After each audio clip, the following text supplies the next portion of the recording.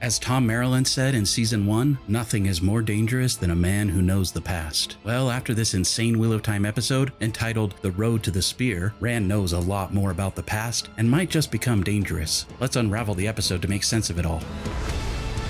This is Unraveling the Pattern. I'm Lauren. While mostly safe for non-book readers, check the spoiler warning in the description for more details.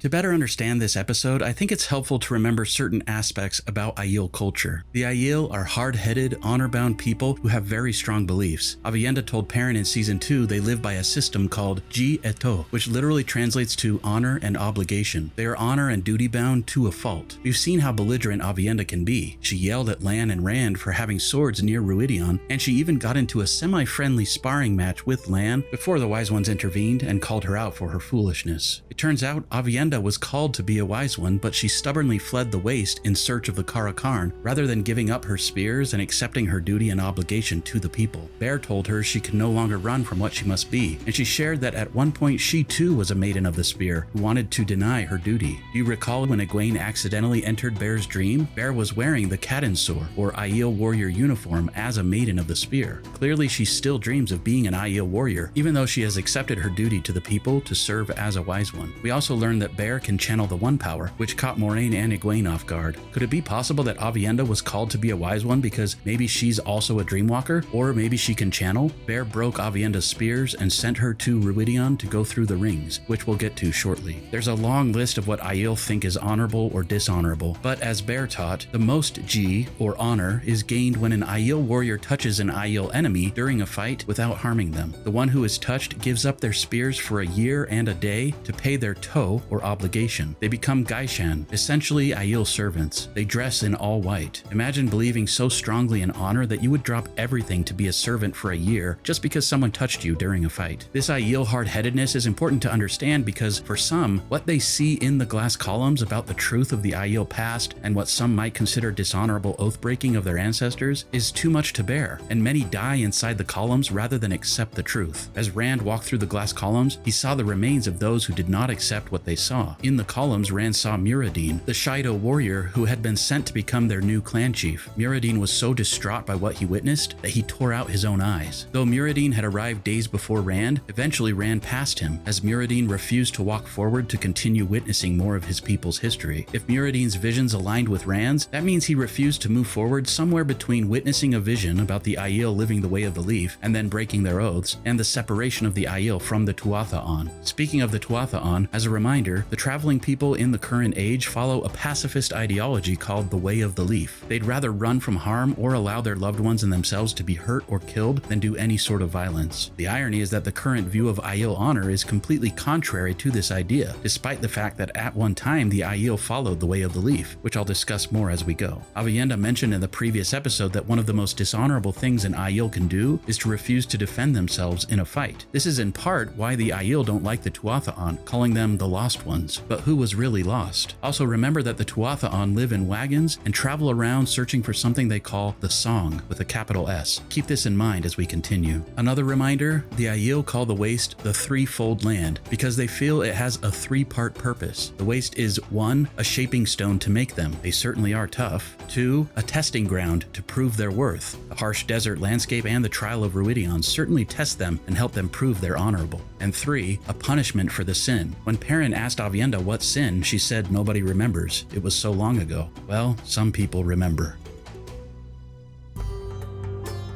Deep in the threefold land is a strange and sacred ancient city called Rhuidean, surrounded by eerie, unrelenting fog despite the heat. Rhuidean almost appears to float in clouds. A city in the clouds. Moiraine notes that the fog is oddly dry and that she can almost see weaves of the One Power keeping it there. Later in one of Rand's ancestors' memories, he sees the city being covered in fog by an ancient Aes Sedai, which we'll get to. Those who would become leaders of the Aiel, clan chiefs for men, or wise ones for the women, are sent into the city without weapons to be tested. Bear said they take no weapons into the city to honor the last true Aiel. I'll talk more about that soon. I did like how many weapons Moiraine emptied from her pockets. Not as funny as the version from the books where Mat emptied his pockets of many knives and weapons, but still a fun nod for book fans. Anyway, this is why Rand came to the Aiel Waste. To prove he is the prophesied Kara Karn, or Chief of Chiefs, he must pass the trial of Rhuidean. To lead is to know where you came from, to understand the blood in your veins. Earlier, as Rand and Lan were training with the sword, Lan asked Rand if he felt he was part of the Aiel. Rand spoke of sheep and how they would cut an adoptive ewe mother and put the blood from the mother onto the adopted lamb so that the ewe would accept the lamb as her own. He said, "I look like them, I know their blood flows in my veins, but I'm not one of them, not yet anyway." Another quick detail I loved, as Lan and Rand practiced swords, Rand mentioned he was taught by his adopted father Tam, who apparently was a blade master, about something called the flame and the void, a sort of meditation practice that helps with focus during a fight. I was so happy to hear this mentioned, but I'll have to talk more about what it means another time. As Rand's group arrived, they found another clan, the Shido Aiel, who were already at the city, awaiting one of their own to finish his test inside and emerge as their new clan chief. As I mentioned in my episodes 2 and 3 Unraveled video, the Shido are kind of the black sheep of the Aiel clans. They are currently in a blood feud with Avienda's and Rhuarc's clan, the Tar.Aiel. There was a moment of tension where the Aiel veiled their faces and started to get riled up, like they wanted to fight. Bear, one of the wise ones with Rand's group, and Rhuarc's wife, mentioned the peace of Rhuidean. Blood feuds have no place near the sacred city. Violence of any kind is forbidden there. This woman, Savannah, says she was married to the previous Shido clan chief, but after he died, she married his son, Rhuidean. Kinda creepy, but whatever. Rhuidean is the one currently in Rhuidean that Rand saw while he was there. This man is Couladin, Rhuidean's brother. He said that if Rhuidean does not survive his trial in Rhuidean, that he will go into the city to become the new Shido clan chief. Bear reminds Couladin that potential clan chiefs or wise ones must be approved by a minimum of 2 wise ones before they can enter the city, and that she and Melaine are the only 2 present, meaning Savannah is not a wise one. Rand witnessed Avienda asking leave to enter Rhuidean the night before, and so he asked the wise ones in the same way. Couladin was not just upset that a wetlander requested to enter the city, but he also accused Rand of asking like a woman. I noticed that this gesture made by Rand implies surrender or compliance. He made the same gesture as he exited the city, but this time with Moraine in his arms. Once they are approved by the wise ones, they're treated as if they're dead. Rhuidean belongs to the dead. They will not speak to the living again until they return. We do not see them until they stand among the living once more. I think of this a bit like the Christian concept of baptism. It's a ritual that symbolizes death and rebirth. They enter Rhuidean one way and exit completely changed. The preacher said all my sins is washed away, including that Piggly Wiggly I knocked over in Yazoo. Rand and Moraine's faces at the end display a sort of 1,000-yard stare. They'll be forever changed by these experiences. Those who return and have passed their test retrieve their weapons. All of these leftover spears are a reminder of all the men and women who entered the fog to be tested and then never returned. The tests inside are not easy. At the heart of Rhuidean, there is a large tree, Avendesora, and there are 2 very important ter'angreal that are used for the testing, similar to the accepted test arches in the White Tower, the glass columns, and the 3 rings. Let's discuss each of these one by one. I'll discuss the specific details of Rand's visions and the history of the Aiel soon, but I think it's also helpful to understand a brief history of Avendesora, or the Tree of Life. This timeline spans over 3,000 years, with the Age of Legends on the left and the present time in the Third Age on the right. Keep in mind these events are not equally distanced in time, and the Third Age started around here, after the breaking of the world. In the Age of Legends, these trees were plentiful. They were called Chora trees, and were literally a new life form, constructed in a lab with the One Power by researching Aes Sedai. Chora emit a feeling of peace and contentment to those who sit under their trefoil leaves. After the male half of the One Power was corrupted by the Dark One and the world began to break from the male channeler's madness, the Aiel were tasked with saving the remaining Chora. According to this vision from one of Rand's ancestors, the Aiel started with 10,000 wagons containing Chora tree saplings and likely many other important objects of the One Power, like this one, the Sakarnin, which I'll talk more about later. But keep in mind the Sakarnin is present at the center of this particular Chora tree at each of these key moments in time, right up until Moraine took it in this episode. As the world continued to break and the Aiel splintered into different groups over the course of many centuries, only one Chora tree was saved. Eventually, the Aiel settled in the waste and began building a great city called Rhuidean, where they planted the surviving sapling. It thrived and grew into Avendesora, the Tree of Life, and last of its kind. This tree of peace acts as a boon for those people who enter to face the trials, a calming presence to ease their anxieties before the test, tests, and it acts as a comfort to those who survive their tests and need to rest before leaving the city. We know Rand and Moiraine were in the city for 7 days, but Egwene mentioned that Aviendha returned 2 days ago. Since Rand talked to Aviendha after his test, this means he sat under the comfort of the Tree of Life for 2 full days before he and Moiraine exited the city. One of the visions that Rand experienced in the book, which was skipped in the show, portrayed a time in Aiel history before they found their home in the Waste somewhere around here, where a group of people shared water with the traveling Aiel. Those who showed kindness to the Aiel went on to form the city, which is now called Cairhien. Eventually, the Aiel went on to build Rhuidean and to plant the surviving Chora tree in the center of the city. Hundreds of years later, the Aiel gifted a sapling taken from Avendesora to the Cairhienan people as a way to pay their toll or obligation to the people who once shared their water freely with them. They also made a peace treaty with the people of Cairhien. For a time in the Third Age, there were 2 Chora trees, one in Rhuidean and one in Cairhien. Why am I bringing this up? Because Moiraine mentioned that when she was growing up in Cairhien, she remembered a tree just like this one. Then she fills us in on an important part of Rand's history that isn't explained clearly in the visions. She said that her uncle Laemon, the king of Cairhien, cut down the Tree of Life in Cairhien just so that he could make himself a throne. The Aiel were so offended by Laemon's oath-breaking, which they called Laemon's sin, that they crossed the Spine of the World or Dragon Wall and began the Aiel War, burning and sacking villages and cities for 2 years until they found and killed King Laemon. They called the king Tree Killer. It turns out Rand's own father killed King Laemon on the slopes of Dragonmount, which is why the Aiel War ended just before Rand's birth. You might recall that Moiraine Damodred is a lady from a fallen house. In Season 2, she and her sister, Anver, discussed how their uncle ruined them. Anver spent the last 20 years trying to repair the damage that King Laemon Damodred had done to their family house. During this Season 2 scene, there's even imagery of the Tree of Life, and the Damodred house crest includes a tree. Pretty neat. So, to put this all into perspective, this one Chora tree had to survive 3,000 years of history through the breaking and the Aiel splintering to then be harvested for a sapling that was gifted to the people of Cairhien, which was eventually cut down hundreds of years later, prompting a war that ended on the slopes of Dragonmount where Rand's mother gave birth to him. The wheel truly does weave as it wills. Sometimes fate seems so strong. Tide sweeping us along against our control. And sometimes it's as fragile as gossamer.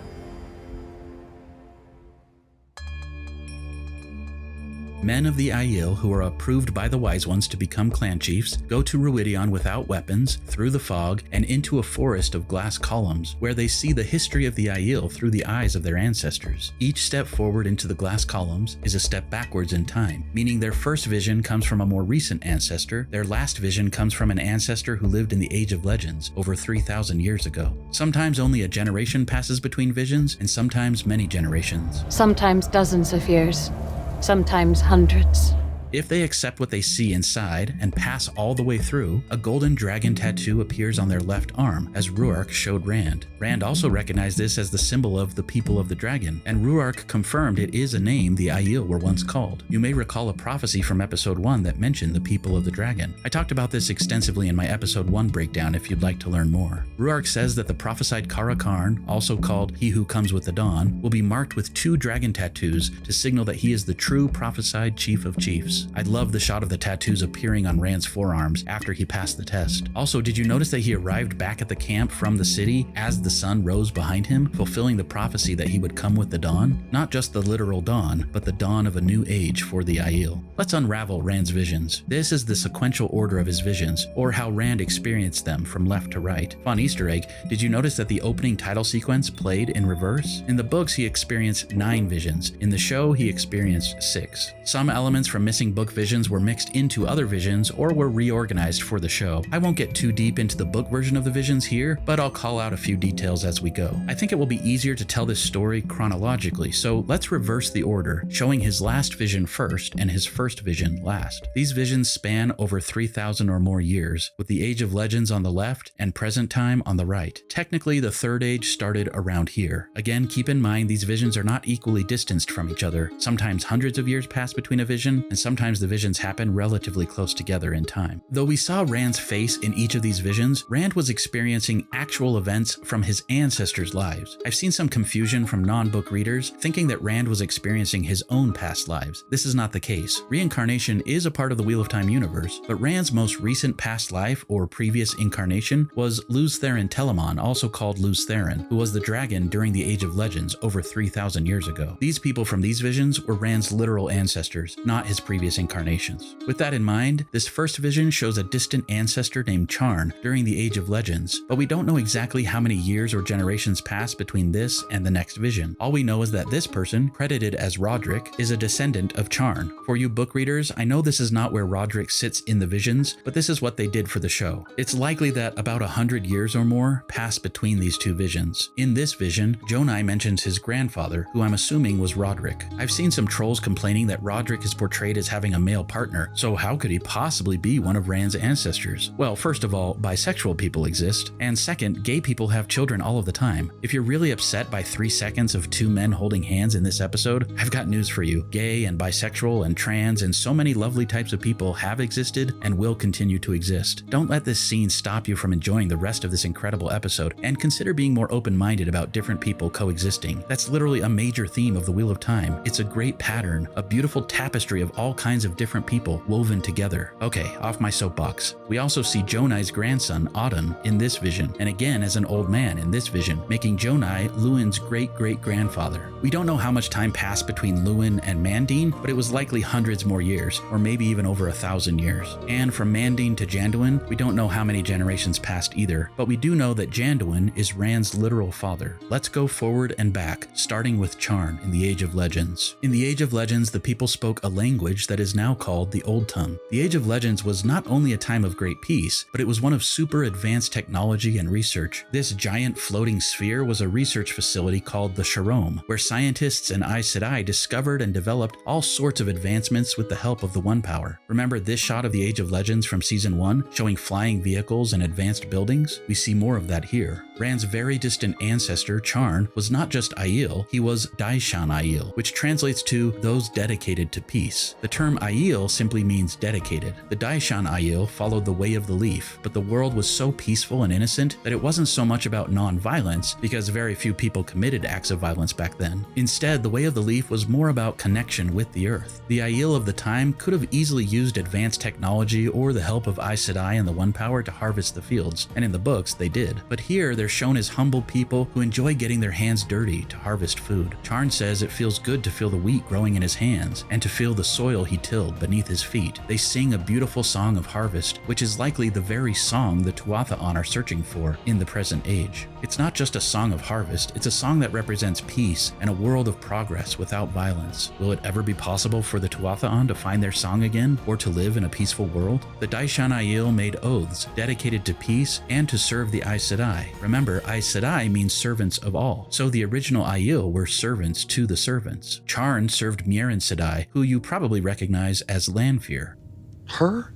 Yes, before Lanfear swore her dark oaths, she was a research scientist, so essentially she was a nerd. One of us. One of us. Mierin and her team discovered a place in the pattern that's thinner than anywhere else, and they sensed what they thought was a power on the other side that could be used by anybody, not just Aes Sedai. She believed they could punch through or essentially drill a hole through the pattern to access this new power, which she called the True Power. There's a lot to unpack here. As a reminder, the pattern is woven by the Wheel of Time and makes up all of reality. Each thread in the pattern is a person, place, or thing. The entire universe, including other worlds and alternate realities, all exist within this great pattern. However, apparently there's something that exists outside of the pattern, outside of time, which Lanfear and researchers sensed through a thinness in the pattern. Another thing you need to understand is that the One Power is the force that drives the Wheel of Time. Though the show hasn't yet clearly explained this, in the Wheel of Time Origins animated short videos on Prime, they did teach that the One Power is divided into two equal but opposing halves, one that only women can access and channel, called Saidar, and one only for men, called Saidin. I have other videos that describe this all in greater detail, but Mierin thought this new power outside of the pattern could not only be used by men and women equally, but even by non-channelers, like Charn. It turns out that when they drilled the hole through the thinness in the pattern to access the true power, what they discovered was something terrible. They had inadvertently drilled a hole into the Dark One's prison, giving the Dark One access to the pattern and the world through what is now called the Bore.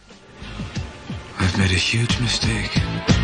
There were exactly 6 frames showing the Bore up close. It looks to me like the literal unraveling of the pattern, but also like broken glass, and it feels to me like this is our first look at the Dark One, but I'm not totally sure if that's what we're seeing. Either way, Mierin's experiment went horribly wrong, causing the shattering of the Shirome, and the Dark One's evil began to influence the world. This event became known as the Drilling of the Bore, and Rand's ancestor witnessed it. Between this vision and the next, many things happened over the course of between 100 to 400 years. The Dark One couldn't fully touch the world, only influence it through the Bore, but that was enough to end the utopian Age of Legends. Many powerful Aes Sedai, including Mierin, were recruited and became the Dark One's chosen. The world called them the Forsaken. There was a war of power where Luz Therin Telamon arose as the dragon and leader of the forces of the light, and for the most part he defeated the forces of the shadow. He trapped the Forsaken in seals of unbreakable heartstone. I talk about the specifics of this history in some of my other videos, including my seasons 1 and 2 recaps. Due to some very poor choices and the fracturing of the Aes Sedai, the Dark One's prison was also sealed along with the Forsaken, but in that process, the male half of the One Power was corrupted, causing all men who channel it to go mad and kill their loved ones and to break the world. You'll notice in this vision that the world is in complete upheaval in the background. This is likely a direct effect of the male channelers going mad and wreaking havoc. During this time of madness and upheaval, the remaining female Aes Sedai, led by Latra Posé de Sume, tasked the remaining Aiel to preserve the Chora tree saplings and other important objects of the One Power. Specifically in the show, they gave the Sakarnen, a very powerful sangreal for women, to Rand's ancestor Roderick. Roderick and the remaining Aiel swore an oath to the Aes Sedai that not just them, but also their descendants would keep the Way of the Leaf, and that they would protect the wagons and objects inside of them. I personally believe the task of protecting the Chora and One Power objects was secondary to the Aes Sedai trying to send the Aiel away to safety, hoping to also preserve the innocent Aiel who had served them for centuries. In the next vision, we see an old man named Jonai who talked of his grandfather, probably Roderick.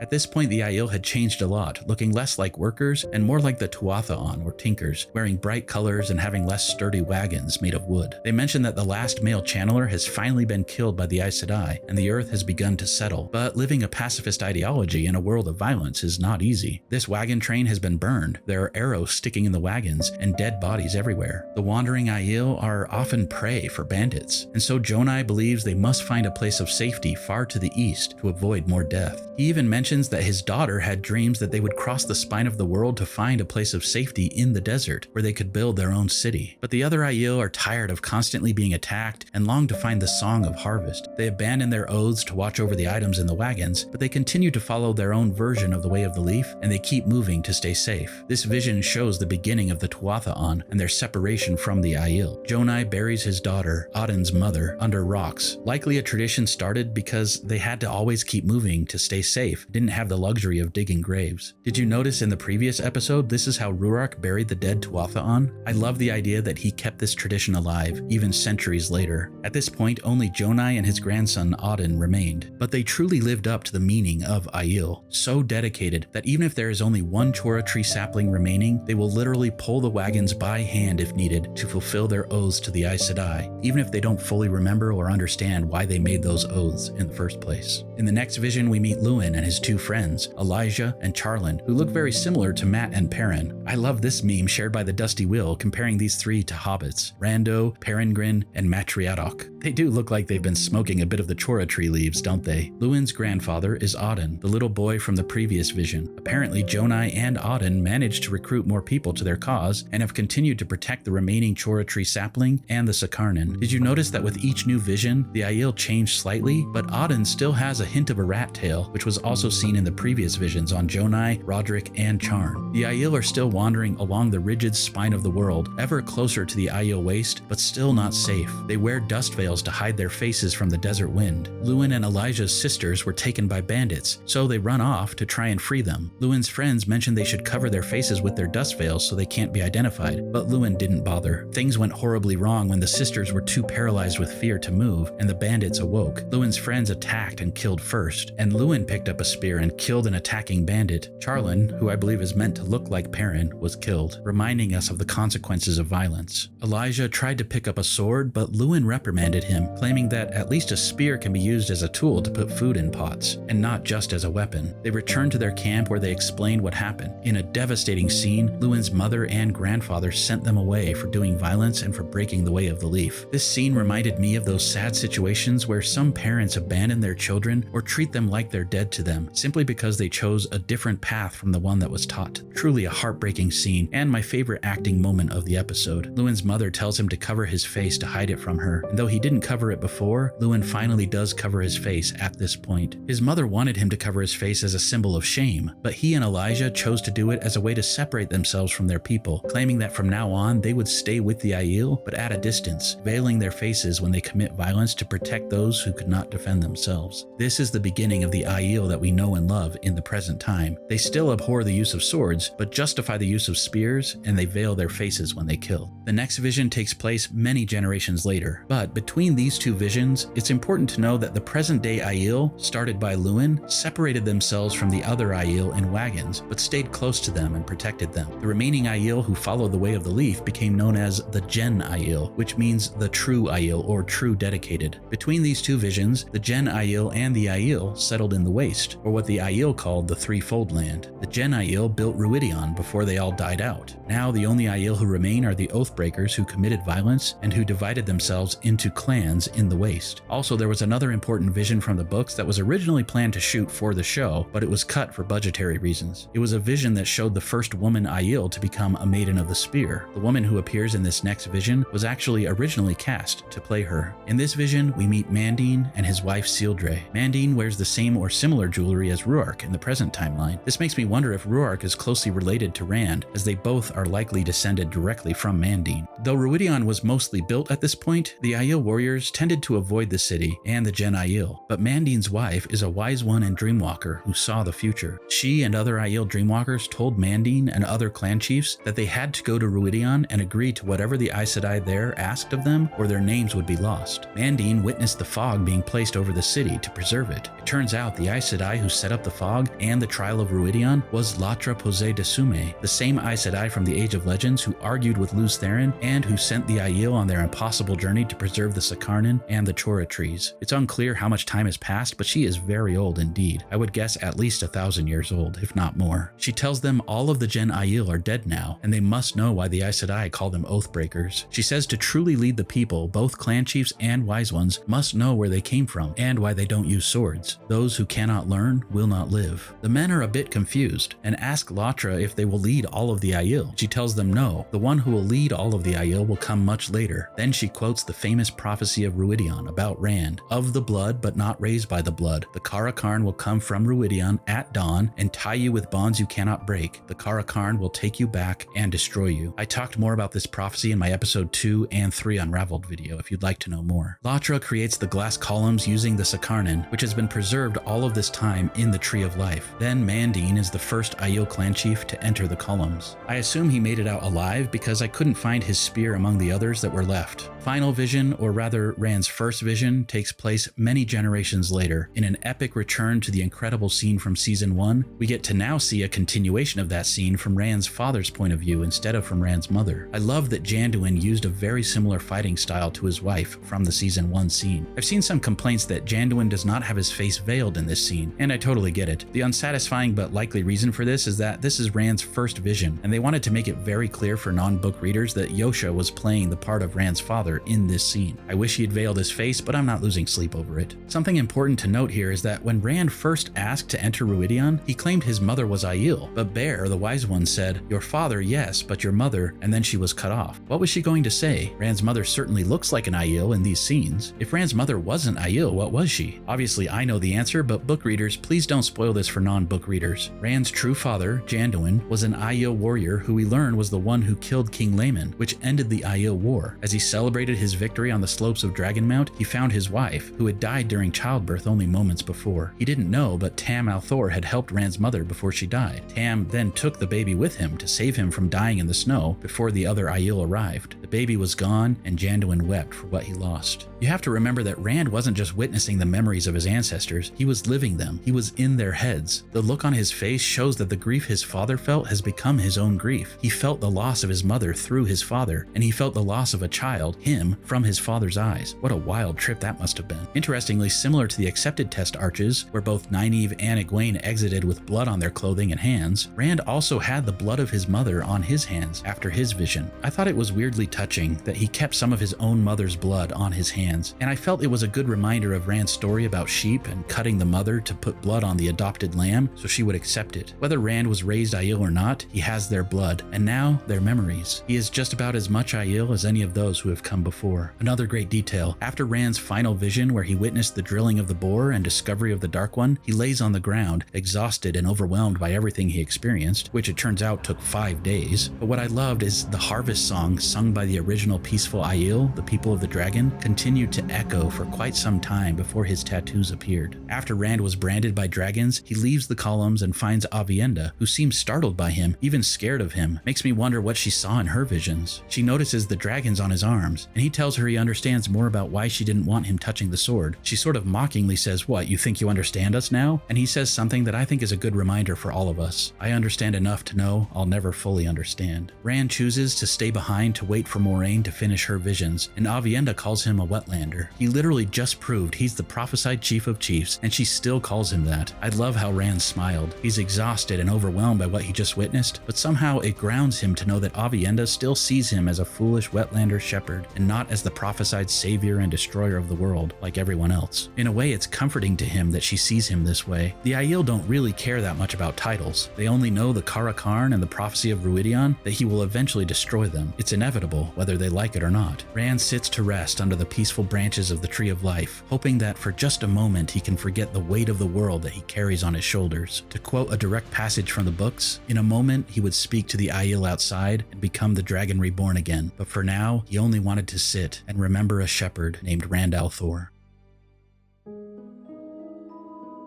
Aiel women who had become Wise One apprentices passed through another ter'angreal in the heart of Rhuidean, the Three Rings. Where the glass columns show true visions of the past, the Three Rings show countless visions of possible futures, some very likely and others less likely. The Wise Ones accidentally let slip that they knew Moiraine needed to enter the rings in order to survive. After Rand went into the columns, Moiraine seemed to almost be pulled or attracted to the Sakarnin, which had been left inside of the Tree of Life for thousands of years. This is very intriguing to me because this is all unique to the show. They're borrowing certain elements from the books and simplifying and consolidating them into a more cohesive story for a TV audience. If you know what the Chodong Call is, we've been told those sa'angreal from the books are being replaced by the Sakarnin and Kalendor. So I'm just as curious as everyone else as to why Moiraine seemed to be drawn to the Sakarnin. I have a really exciting theory about all of this, which I'll share in a future video, but here are some questions to consider. What drew Moiraine to the Sakarnin? The pattern? The tree? The city itself? The pull or allure of the One Power? Once Moiraine enters the rings, she was bombarded by visions of possible futures. Don't take all of these visions as definite prophecies of the future. Think of them more as possible outcomes that might happen depending on Moraine's choices. While highly traumatic, these visions will help to give Moiraine a better understanding of the choices she must make in order to better guide her fate and that of the Dragon Reborn. For Moraine's visions, they use this really trippy camera movement, which I believe was meant to be sort of disorienting for us, just as it was for Moiraine. She's literally turned upside down and shown things that increasingly haunt her as the visions progress. We even saw how it affected Lan as he sat outside of the city awaiting her return. He knew she wasn't dead, but he also knew she was experiencing high levels of distress. I've talked about this in the past, but I was disappointed that we didn't get what book fans call the flicker sequence last season. But in my opinion, this sequence of shots absolutely makes up for that. Let's break each of these shots down in the same way that I usually break down teasers and trailers. Surprisingly, even though Moiraine experienced thousands upon thousands of possible futures, they only actually showed us 17 unique visions or scenarios, but I'm so thankful for the time and effort put into each of these scenes. In this first vision, we see what might have been for Moiraine and Swan if they hadn't learned of the Dragon Reborn's death on that fateful day 20 years ago. In that flashback scene last season, they were planning for this scenario, hoping to retire and live peacefully together in a fish hut in Tyr. Moiraine still has her Aes Sedai ring, but she's tying a net and even appears to have tattoos similar to Swan's. She says, "What's wrong, love?" to a woman in the doorway, probably meant to be Swan, but likely a different actor, so Sophie Okonedo didn't have to be on set for one single shot. Next, we see Moiraine as the Amerlin seat. Egwene is her keeper of the chronicles. Rand, in his iconic red coat, has been captured and begs for his life. Moiraine slits his throat with the One Power in the hall of the tower. Then we see Moiraine releasing her bond from Lan in a field. This shot is very similar to this fan art, which depicts the moment when Moiraine first bonded Lan. In this shot, Rand and Moiraine are in the streets of Tar Valon. Her Kisera is visible. She asks Rand if he accepts the bond, and he says yes. She bonds him as her warder as they touch foreheads. Here we see Lan burning in the White Tower. Moiraine rushes to put him out, while Lanfear laughs in the background. Moiraine raises a protective shield against Lanfear. It seems we're meant to piece together that certain choices she makes often lead to either her death at the hands of Lanfear or Rand's death, often by her own hand. We see a quick shot of Moiraine once again as the Amerlin seat, but this time in the desert, probably the Aiel waste. Rand appears to either be bleeding out from his half-healed wound, or maybe he was stabbed by his sword. Moiraine wails as he dies. Another quick shot, again likely in the Aiel waste. Rand has his iconic red coat, but it's dirty or charred, similar to how it looked in Egwene's future vision of what might be in her accepted test vision. I assume this means he's gone mad. Lan has his sword at the ready, and Moiraine appears to be holding the Sakarnan as she channels lightning at Rand, killing him. This is the only vision where we see the Sakarnan being used by Moiraine. She again appears in gold, probably meant to be the Amerlin seat. This next shot features Moiraine in blue in the Two Rivers, humbly bowing and offering her fealty to Rand, surrounded by men and women in the Two Rivers. Her hands are outstretched, similar to how Aviendha and Rand signaled before asking to enter Rhuidean. Rand has dragon tattoos clearly visible on his arms. Moiraine and Rand are positioned in a way to show the ancient Aes Sedai symbol, which represents the two halves of the One Power. But notice the Two Rivers villagers are also divided, men on Moraine's side and women on Rand's side, likely meant to represent balance, but also to show the men's village council and the women's circle, complete with braided hair. These two governing groups haven't really been brought up much in the show, but they're an important part of the Two Rivers culture. Those first 8 shots were included as the first batch of Moraine's visions that were shown. They only showed Moiraine in different scenarios, sometimes killing Rand and sometimes joining him. But all but one of the remaining 9 scenes shown later show Moiraine being killed by Lanfear in some way. I find it interesting that in each of these killings, Lanfear doesn't ever use the One Power. She always makes it personal, either choking Moiraine with her bare hands or stabbing or slitting her throat with a knife or sword. In this very intriguing sequence, we see all of the main characters appearing to be dark friends, following Lanfear in the ways. Moghedien is in the back. I believe Rand, Egwene, Nynaeve, Elaine, Mat, and Perrin are all meant to be new Forsaken in this sequence. The show has led us to believe there are 8 Forsakens, so this adds up. It's tough to be sure in all of these shots, but Perrin and likely all of them appear to be wearing the ring that the Aes Sedai of the Age of Legends wore, and that the Forsaken wear in the present time. Could this mean in this reality, even Mat and Perrin are able to channel? Could they be given access to the true power, as I theorized earlier? Perrin has awesome long hair and a spiked axe. Mat is carrying the Shatter Logoth dagger. Moiraine has shorter hair. I know some people really disliked this shot, portraying Moiraine and Rand sleeping together at the inn in Cairhien, where Rand and Lanfear hooked up last season and where they continue to meet in dreams this season. I thought it was kind of funny that they cut to Moraine's look of absolute horror as she witnessed this particular vision. This is actually mentioned in the books. Moiraine thinks to herself that she would do anything to be sure Rand survives until the last battle, even considering sleeping with him if necessary. But then she thinks to herself, the visions in the ring showed her that sleeping with Rand would have terrible consequences. I believe this next vision shows those consequences. She's in the same bed, but this time Lanfear strangles her, likely the direct consequence of the previous vision where she slept with Rand. Here we once again see Rand and Moiraine in the Hall of the Tower, but this time Moiraine is kneeling to Rand. She says, "This tower will never bow to you," before she's stabbed by Lanfear. Rand is wearing all black, and interestingly, he appears to be holding the oath rod in his hands. He drops it to the ground as Moiraine falls. Then we get a quick shot of Lanfear cutting Moraine's throat with a knife in the streets of Tar Valon, and 4 quick shots all in the same location, likely the Aiel waste, where Lanfear kills Moiraine in different ways. First cutting her throat with a knife, then with a sword, which I believe is Lan's Malchieri King sword, implying that Lan is probably dead in this scenario. Then we see Lanfear stab Moiraine in the stomach, and slice her throat, and stab her again with Lan's sword. And finally, we see Lanfear strangling Moiraine. After that, there's a quick sequence of repeated shots we've seen before, but some are flipped or rotated to make them seem like similar variations to what we've already seen, and some are played faster or slower. I'm guessing that these repeat locations are the more likely futures, whereas some of the locations we only see once are less likely futures. Do you think we'll see some face-off between Moiraine and Lanfear at this white sandy location this season? As Lan and Egwene await their return, the sun begins to rise on the 7th day. Then, as the prophecy states, Rand returns with the dawn at his back. Truly is he who comes with the dawn, the prophesied chief of chiefs. He now has some understanding of what it means to be Aiel, to be dedicated, and what their oaths mean to them. He will tie them with bonds they cannot break. He will take them back home and destroy them. He isn't just a sheep herder from the Two Rivers anymore. Duty is heavier than a mountain, death lighter than a feather. Rand and Moraine both have the 1,000-yard stare, but they're also more deeply connected now. While some of the memories will fade, they'll never forget the sacrifices that were required to survive the trial of Rhuidean. Not just their own, but thousands of years of sacrifice from those who came before. Rand sheds a single tear as the screen cuts to black.